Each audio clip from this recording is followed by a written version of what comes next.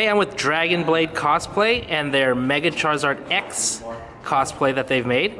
Tell us a little bit about this cosplay. So it started with me, well, I've always liked the Pokemon games. So for the longest time I've wanted to do a Pokemon Gijinka cosplay, like one of those humanized Pokemon cosplays. And I settled on Mega Charizard X. I thought it was a very interesting design and one that I had a lot of leeway with. And so the first thing I did was I tried to find a shirt that matched the color of the center portion of Mega Charizard X. And then I paired it with pants and a jacket in black that I felt went with the aesthetic very well. The next step was I wanted to go for like a multicolored wig to blend in with the flames on coming out of Mega Charizard's mouth, which I actually made out of clips and organza. This is actually 2 layers of organza with a light in the center. So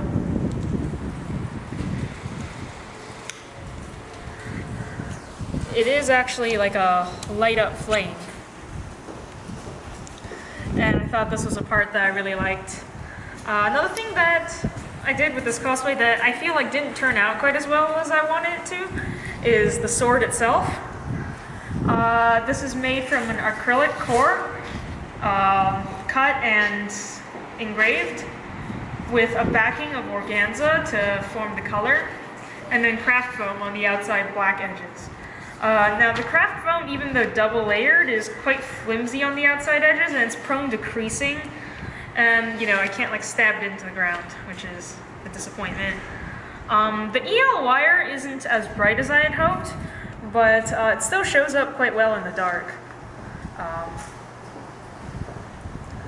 I tried to incorporate the elements from the game, like the Mega Stone and Keystone, into the cosplay.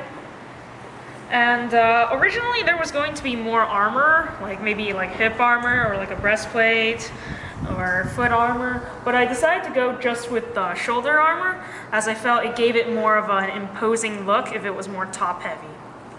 The wings are also made from craft foam and they're attached using the simple kind of a U-shaped wire harness method. You can see it on the back. I actually wanted to talk a little about the attachment methods for the shoulder armor. I designed this shoulder armor primarily for this jacket. And so the armor itself actually buttons into the jacket's own buttons, with the side of the armor hooking into the epaulette part of the jacket. Can't really see it, but there's a loop of bias tape glued into the shoulder that loops into the jacket's epaulette section. And the back of the shoulder armor is connected, so it all stays on without any Velcro or belts.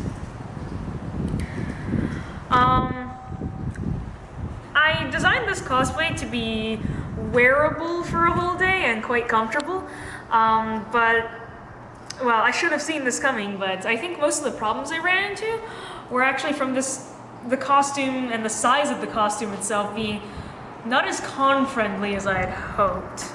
Walking through a dealer's hall with a wingspan of approximately 4.5 feet is a little tiring. But despite that, the cosplay does manage to be quite comfortable, which I'm happy about.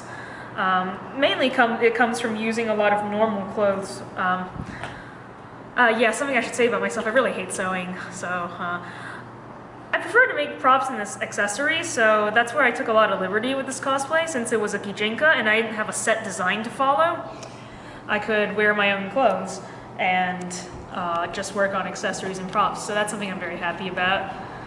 And I'm glad that because Pokemon is very popular, I got to participate in a lot of photo shoots and go to a lot of the gatherings in this cosplay, so I'm quite happy about that. Well, cool. Thanks so much for sharing. It looks awesome.